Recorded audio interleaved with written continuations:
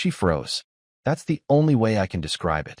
I was standing in line at a pretzel stand, fumbling for my wallet, when I felt a pair of eyes burn into me from across the food court. I looked up, and there she was, Clara. 2 years. 2 years of silence. And suddenly she was 10 feet away, holding a toddler's hand, looking like she'd seen a ghost. My heart slammed against my ribs. I didn't expect to see her again, not here, not like this. I wasn't ready. Not that I'd ever be ready. She looked different. Her hair was shorter, lighter, and she wore this expensive-looking coat I'd never seen before. But her eyes, those gray eyes I used to get lost in, they were wide, almost terrified. I stood there like an idiot, my pretzel order completely forgotten. I wanted to say something clever, something that would make me look like I'd moved on, like I wasn't still the man she'd walked out on. But all that came out was a pathetic, "Clara?" She didn't answer. She just stood there, clutching the kid's hand like it was a lifeline. And then I realized, that must be her child, the one she'd had with him. I don't know what I felt in that moment. Anger? Sadness? A weird, twisted kind of curiosity. All I know is that time slowed down. People brushed past me. The smell of fried food filled the air, and I couldn't stop staring at her. She looked down at her kid, then back at me, and I swear I saw something flicker across her face. Regret. Or maybe I was imagining it, like I've imagined a million other things in the past 2 years. I didn't move toward her. Not yet. I wanted to see what she'd do. And that's when something strange happened. She turned to the side, whispering something to the child, but her hands were trembling. Almost like she was scared of me. Why would she be scared of me? I'm the guy who cried in the shower for months after she left. The guy who couldn't even look at her photos without falling apart. Something in my gut told me this wasn't just a casual run-in. There was something she wasn't saying, something hidden behind those wide, frozen eyes. And that was the moment I decided I wasn't going to just let her walk away again. She turned her back on me like I was some stranger, scooping up the child and walking away fast, too fast, as if seeing me was the last thing she wanted. My chest tightened. I don't know what came over me, but I couldn't just let her vanish again. Not after everything. I threw the pretzel bag onto the counter, muttered something to the confused cashier, and started following her through the crowded mall. I wasn't thinking straight. My legs were moving before my brain caught up. I weaved through people, trying to keep my eyes on her blonde hair bobbing just above the crowd. She glanced over her shoulder once, and the look on her face wasn't anger or annoyance. It was fear. Real fear. And that hit me like a punch. Why would she be scared of me? I'm not the guy who left. I'm the guy she left behind. The fool who spent nights begging a ceiling for answers that never came. She stopped abruptly in front of a toy store. Her kid tugged at her hand, pointing excitedly at something in the window. For a moment, I thought she'd turn, maybe even talk to me. But she didn't. She pulled out her phone instead, dialing someone with shaking hands. I couldn't hear what she said, but her voice sounded sharp, panicked. She glanced at me again, and I swear I saw her mouth the words, "He's here." What did that mean? Who was she calling? My stomach twisted. I should have walked away right then, but something about the whole scene felt wrong. It wasn't just the awkwardness of bumping into an ex.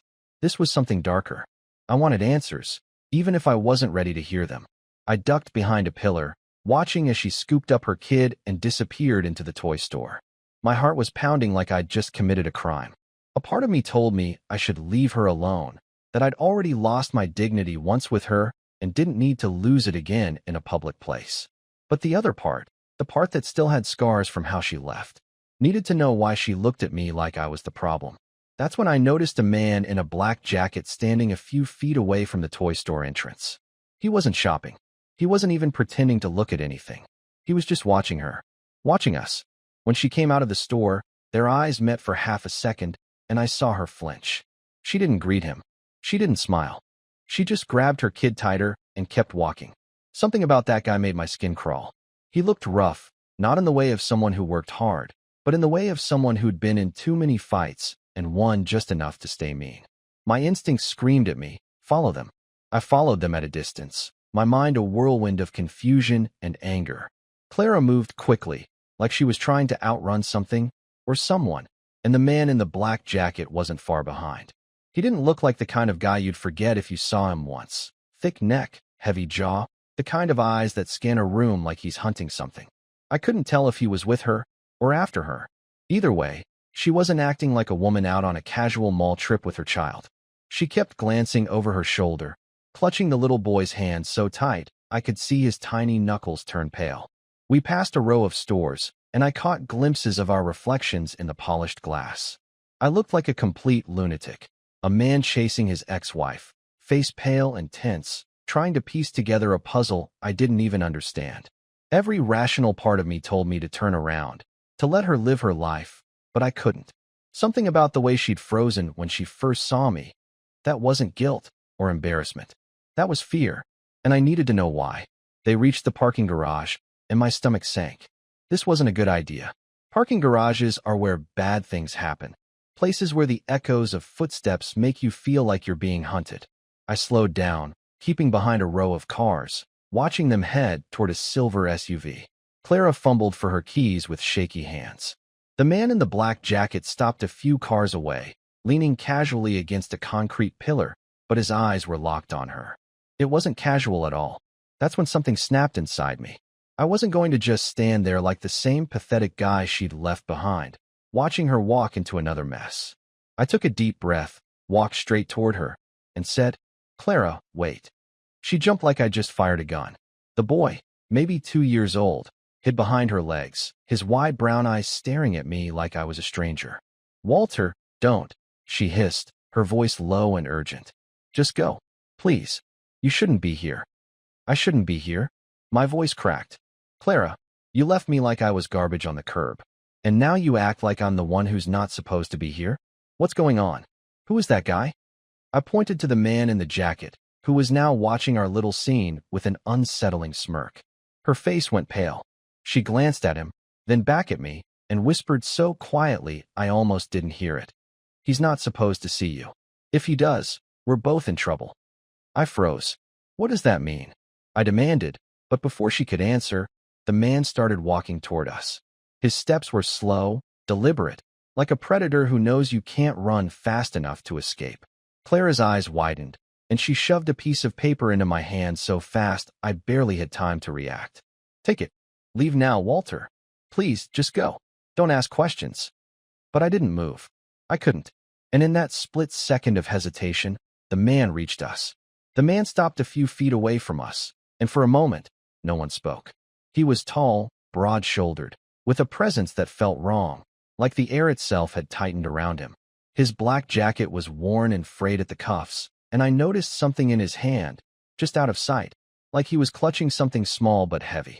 His eyes shifted between me and Clara, and then they settled on me with a kind of quiet contempt, as if I'd just made a very serious mistake by existing here.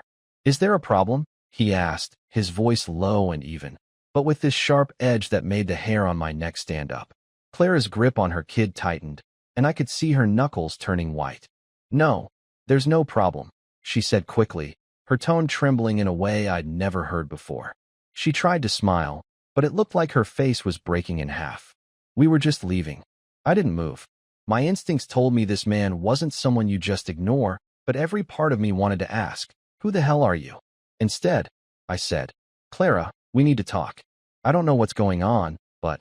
The man cut me off with a single look, the kind that stops you mid-sentence without a word. "You should go," he said to me. Not a suggestion, not advice, a command. Something inside me, probably that same stubborn, broken part that still hadn't healed from when she left, flared up. "I don't know who you are," I said, trying to keep my voice steady. "But this is between me and her. Back off." The silence that followed was unbearable. Clara's eyes darted between us, her breathing fast and shallow. I realized then that this wasn't just about me being the bitter ex-husband. There was something darker at play here, something she was too terrified to say out loud. The man took a single step forward. "Last warning," he said, and for a brief second, I thought he might actually do something, grab me, hit me, I don't know. My body froze. I'm not a fighter. I never have been. I'd be lying if I said my legs didn't want to run. But then Clara spoke, her voice shaking. "Please, Walter. Just go. Please." I looked at her, really looked at her, and saw the desperation in her eyes. Not the kind of desperation from someone who regrets the past. No, this was fear, raw and unfiltered, like she was begging me to save myself before I got tangled in something I couldn't get out of. I backed up slowly, my fists clenched so tight my nails dug into my palms. I wanted to scream at her to explain, to tell me why this man was standing between us like a wall, but I couldn't. As I walked away, I opened my hand and looked at the piece of paper she'd shoved into it. There was a single line scrawled in her handwriting, "Don't call me. Don't follow me. I'll find you." The words hit me like a punch to the stomach. What the hell had she gotten into? And why did I feel like, after all this time, I wasn't just dealing with a broken marriage anymore? I was dealing with something much bigger and far more dangerous. I drove home with my hands gripping the steering wheel so tight that my fingers hurt. My brain was replaying the scene in the parking garage on a loop, dissecting every detail. Her trembling voice, the way that man looked at me like I was already a problem to be dealt with, and that note, short and terrifying in its own way. "Don't call me. Don't follow me. I'll find you." Those weren't words of a woman who moved on and was living her happily ever after with a new guy and a kid. No, those were the words of someone who was running from something. Or maybe someone. When I got home, I sat at the kitchen table for hours, just staring at that note. It felt like my life had gone from pathetic to something out of a crime drama. Except I wasn't the hero. I was the guy who had no idea what was going on, the guy who'd get caught in the crossfire. I kept telling myself to let it go. She wasn't my problem anymore. She'd chosen to leave me, to have a life with another man. But deep down, I knew I'd never let her story end with me being just some forgotten chapter. I loved her once. God help me. I probably still did, and I needed to know what danger she was in. Sleep didn't come that night. I sat on my couch, drinking too much coffee, the TV flickering in the background with news I wasn't listening to. Around 2 a.m., I noticed something odd about the note. The way she'd written the last words, "I'll find you." It looked rushed, like she'd scribbled them while looking over her shoulder. But what really caught me was a faint smudge in the corner, almost like she'd tried to rub something out. I held it under a lamp and saw what looked like the bottom of a number, part of a phone number maybe, but incomplete. It was as if she'd started writing it and then stopped. My gut told me this wasn't accidental. The next day, I did something stupid.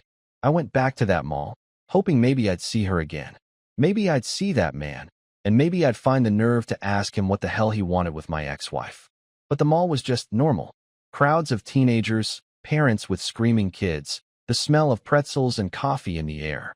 I felt like an idiot, standing there with my heart hammering, expecting some cinematic confrontation. As I walked through the parking garage, I spotted a small piece of paper near where her SUV had been parked the day before. I don't know why I picked it up. Maybe I was desperate. Maybe I just wanted anything that could explain the mess in my head. It was a crumpled receipt from a gas station. Nothing remarkable, except for one thing. On the back, in Clara's handwriting, there was a single word, "Run." I froze. My first thought was that maybe it wasn't meant for me. Maybe it wasn't even hers. But I knew her handwriting. I'd seen it on birthday cards, grocery lists, the notes she used to leave me on the fridge before work.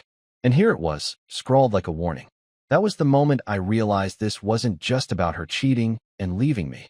Something bigger was happening, something she was caught up in that made her too scared to even talk to me. I should have walked away right then, but I couldn't. I couldn't let it go.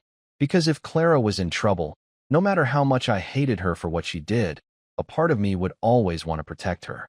So I made up my mind. I was going to find out what was going on, whether she wanted me to or not. By the time the weekend rolled around, my obsession with Clara's sudden reappearance had reached a level that was starting to scare even me. I couldn't concentrate at work. I barely ate. And every time I tried to convince myself to move on, that word on the back of the receipt echoed in my head. Run. What was she running from? Who was that man in the black jacket? And why did she look at me like my being there could get someone killed? I knew I had to dig deeper. I had no plan, no strategy, just a stubborn, stupid determination that I wasn't going to be left in the dark again. I started by retracing her steps. That same evening, I drove to the gas station listed on the receipt. It was one of those old, run-down places on the edge of town where the lights flicker and the cashiers look like they've seen too much. The guy behind the counter barely looked up from his phone when I walked in. I asked him if he remembered seeing a woman with short blonde hair and a kid a few days ago. He squinted at me, then shrugged. "I see a lot of people," he said. "What's it to you?" I slipped him a 20, hoping money would jog his memory. That's when he said something that made my stomach knot. "Yeah, I remember her. She wasn't alone. Some guy was with her. Big guy. Black jacket. They didn't look like they were together, if you know what I mean. More like he was watching her. She looked nervous. I felt the blood drain from my face. So the man at the mall wasn't just a random stranger. He'd been following her before. And for some reason, she was too scared to call the cops. Or maybe she couldn't. I didn't know which was worse. I pressed him for more details, but he just shook his head and went back to scrolling through his phone like I'd never been there. I left with a pit in my stomach and more questions than I had answers. That night, I made another bad decision. I drove to the neighborhood where Clara used to live. I didn't even know if she still lived there, but part of me thought I'd get lucky. Her old house, the one we once shared, was dark and empty. I sat in my car for nearly an hour, just staring at it like a ghost from my past. Every memory of us in that place flooded back, and for a moment, I almost forgot why I was there. Then, as I was about to leave, I saw movement across the street. A black SUV rolled by slowly, its tinted windows impossible to see through. It didn't stop, but something about the way it moved, like it was scanning the area, sent chills down my spine. Was it connected to the man in the black jacket? Or was I just losing my mind, seeing danger where there wasn't any? I couldn't tell anymore. All I knew was that my gut told me this wasn't a coincidence. When I finally got home, I couldn't shake the feeling that I was being watched. I double-locked my door, checked the windows twice, and sat on the couch with the note Clara gave me in one hand and the crumpled receipt in the other. That's when I noticed something I'd missed before. On the back of the note, in barely visible pencil, were 3 letters. A-L-C. I had no idea what it meant, but it didn't feel random. It felt like a clue she'd left behind, something she couldn't say out loud. I spent the rest of the night scouring the internet, trying to figure out what A-L-C could stand for.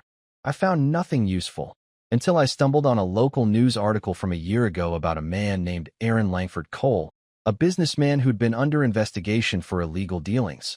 But the case had mysteriously been dropped. My chest tightened as I read his name again. Aaron. Could it be the same Aaron she left me for? What if he wasn't just some entrepreneur who swept her off her feet? I couldn't shake the thought that Clara wasn't just scared of me seeing her. She was scared of what I might find out. And the terrifying part? I was starting to think I wasn't just chasing my ex-wife anymore. I was walking straight into something that could get me killed.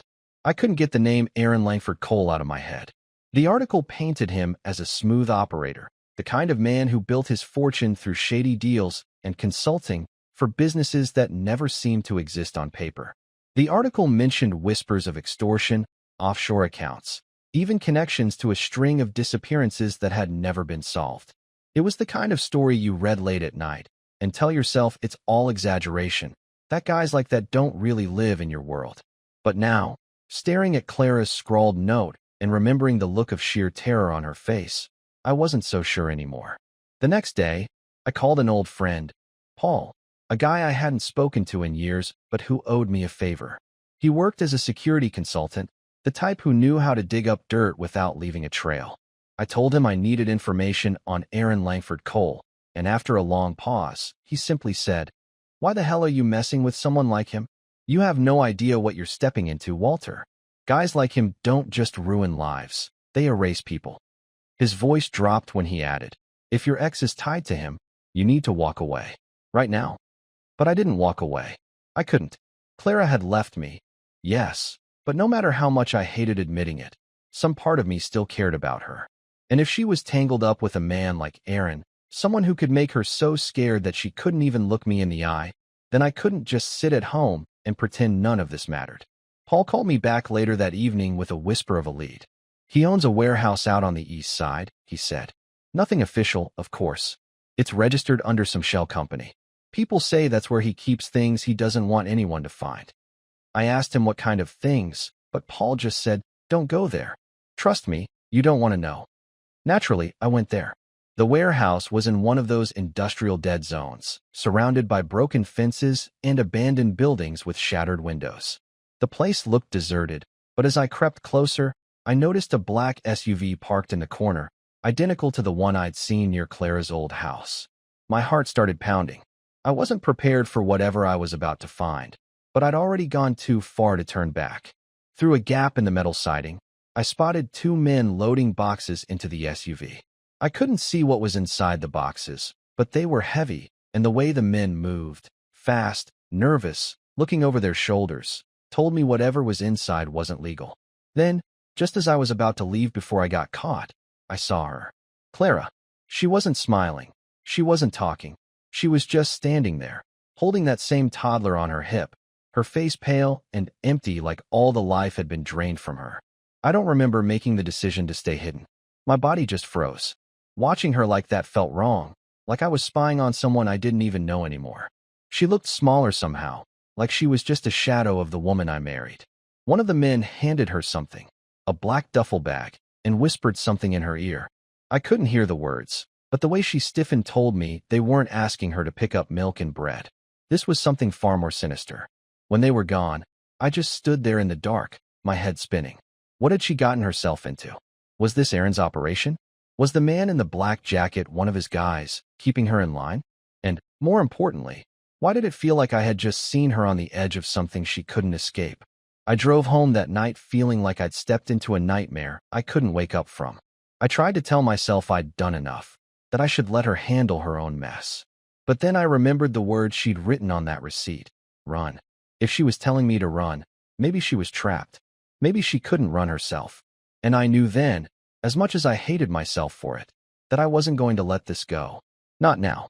Not after what I saw in that warehouse. I knew I couldn't keep sneaking around like this. Watching from the shadows wasn't going to save Clara, and deep down, I realized that I wasn't just trying to help her. I needed closure. I needed to understand what happened to us, to her, and why she looked so terrified every time our paths crossed. So, the next morning, I drove straight back to that warehouse. I had no plan other than to find her and demand the truth. The place was quieter than before. The black SUV was still there, but the men were gone. I circled around to the side and found a door slightly open. My heart was pounding so hard it felt like my ribs might crack, but I pushed inside. It smelled of oil and dust, and the faint sound of voices echoed from the back. I followed the noise until I found her. Clara, sitting on a crate, her son asleep on her lap. She looked up when she saw me, her face a mixture of shock and anger. "Walter, what are you doing here?" she hissed, standing so fast she nearly woke the child. "I told you to stay away. Do you have any idea how dangerous this is?" "Dangerous?" I snapped, louder than I intended. "You left me, Clara. You disappeared from my life without a single real explanation. Then I see you again, and you're terrified, being followed by some thug in a black jacket, scribbling words like run on scraps of paper. Do you think I'm just going to walk away and pretend I didn't see it?" She stared at me, her lips trembling, and for a moment I thought she'd tell me to leave again. Instead, she sat down slowly, and the weight of the past 2 years seemed to crash down on her shoulders.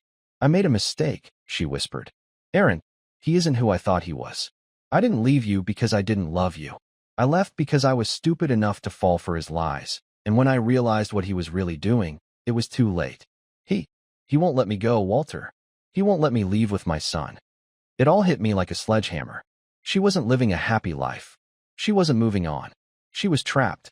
I looked at her, really looked at her, and for the first time in years, I didn't see the woman who betrayed me. I saw someone broken, desperate, and afraid. And I knew I couldn't walk away. Not again. We didn't have much time. The sound of a door slamming somewhere in the building jolted both of us to our feet. I took her hand, ignoring how badly it was shaking, and whispered, "We're leaving. Now." She hesitated, but then nodded, her eyes wide with trust one didn't think she'd ever give me again. I don't know how we pulled it off. Maybe it was luck, maybe it was sheer adrenaline, but we made it to my car before anyone saw us. I drove faster than I've ever driven in my life, not caring where I was going, just needing to put as much distance as possible between us and that warehouse. Clara cried quietly in the passenger seat, clutching her son like he was the only thing keeping her alive. The next few weeks were a blur. We went to the police, and with Paul's help, he had some contacts who weren't afraid of Aaron. Clara was able to give them enough information to open a serious case. Aaron's empire wasn't as untouchable as he thought. By some miracle, or maybe just because he'd finally crossed the wrong people, he was arrested within days of the investigation kicking off. Clara was free. And me? I don't know how to describe it. I thought I'd feel bitter, or smug, or maybe even broken all over again. But instead, I just felt relieved. For the first time in years, I could breathe. Clara and I aren't back together in some romantic, fairy tale way. Too much has happened for that. But we're talking again, really talking, and I can see a different kind of future now, one where we're both free from the past, and maybe even friends. The last time I saw her, we met for coffee. Her son was playing with a toy truck on the table, and she looked at me with this soft, tired smile. "Thank you," she said quietly. "You saved us." I didn't know what to say, so I just nodded. Because maybe, after everything, I finally saved myself too.